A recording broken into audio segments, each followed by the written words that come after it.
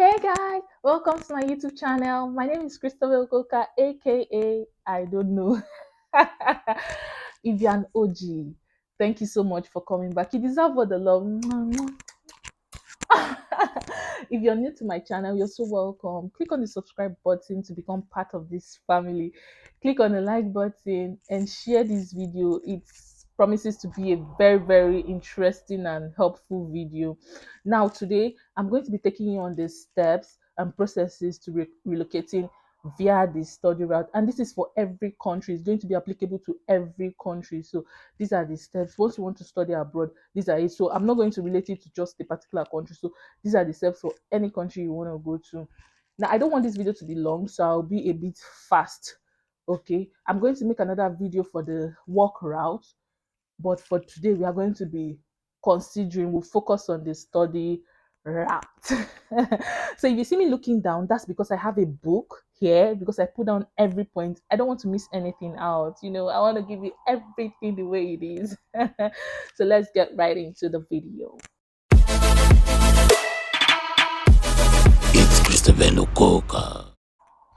The very first thing you need to do is get your passport. I don't know how you want to travel without a passport. You need an international passport, so you just get an international passport. I know how troublesome, how difficult it is to get like your passport from my country. I come from Nigeria. It's very difficult getting a passport. They'll tell you there's no booklet, so start early. Start applying for your passport.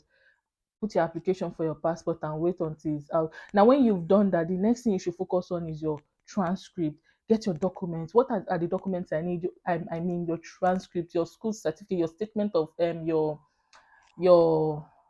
notification of result or statement of result. If your school already gave you a certificate, you can like get all those things intact. Make your CV. Those are the documents I'm talking about. Now, the next thing you need to do is identify the course you want to study. That's number three. Number three, identify the course you want to study. Check check the courses you want to study. You compare, okay, why should I study this course? You just bring out the best course you want to study, that you feel like you can do well in, not the course that you think is sellable. No, the one you feel like you can do so well in. So you just identify that and go for it. Now, number four, write your personal statement with reference to the course you want to study, not just a personal statement. That's why I said number three would be to identify the course you want to study, and then number four would be write your personal statement. Now, this personal statement should be in line with the course you want to study. What's your motivation? What's motivating you to go for that course you want to go for? Why do you want to study it? Do you understand all those things? You sell yourself, because that's the only opportunity you have to sell to the admission teams. They are not seeing you, they are not interviewing you, so it's your personal statement that tells a lot about you. I'm going to make a video regarding how you should draft out like a good, outstanding personal statement that can get you an admission and even get you a scholarship on top. So I'm going to draft that out. But for now, your personal statement is the only chance you have to sell yourself, especially those of you that didn't really do well in your first degree. You understand? So this is the opportunity you have to sell yourself. Tell them why you didn't do well and why you know that you are going to do well this time. Tell them why they should pick you over other candidates that are applying for this master's program. Why should they pick you? What value are you going to bring to the department? What value are you going to bring to the school? Do you understand? So that's the thing you should know. Now, after you've written down your personal statement, apply to schools. Apply to schools. Don't apply to one school. Please, I'm begging you. You have to apply to as many as possible. At least you apply to 5 schools to be on a safe side. You apply to at least 5 schools, so that you don't end up getting rejections here and there, and then you'll be heartbroken and miss like the term you're already planned to, do you understand, to go for. So you just apply to a lot of schools. Now, when you apply for the schools, you try to, number four will be, is it number four? One, two, three, four, five, six.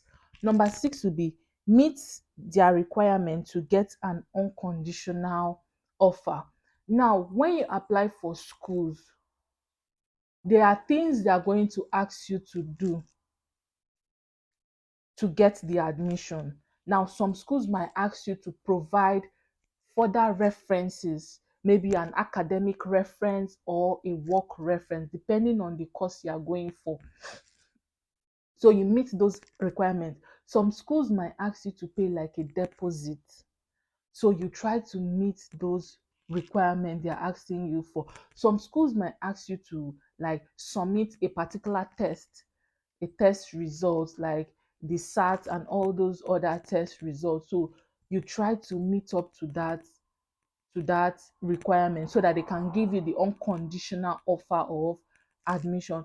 Every school has their own policy, they have their own requirement, they have their own standard.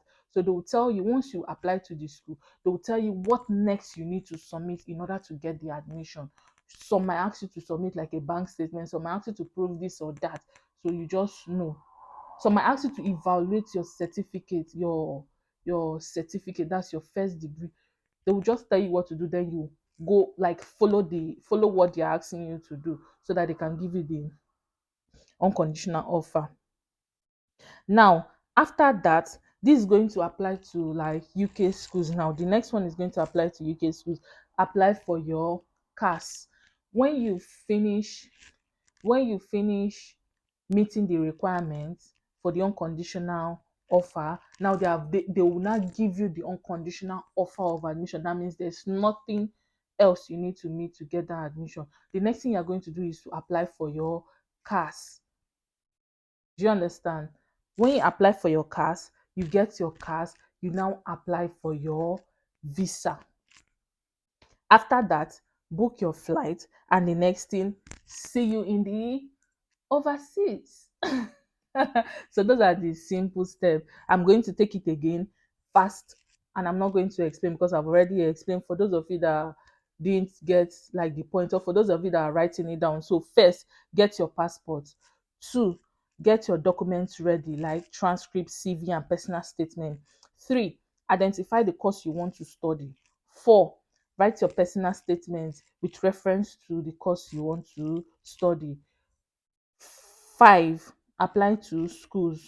Six, meet their requirement to get an unconditional offer. Seven, apply for your CAS.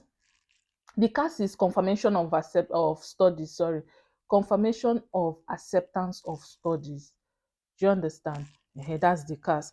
Now, what number are we? One, two, three. The next one is apply for your CAS, which is the confirmation of acceptance of study. Now, the next one, apply for your visa. Next, book your flight.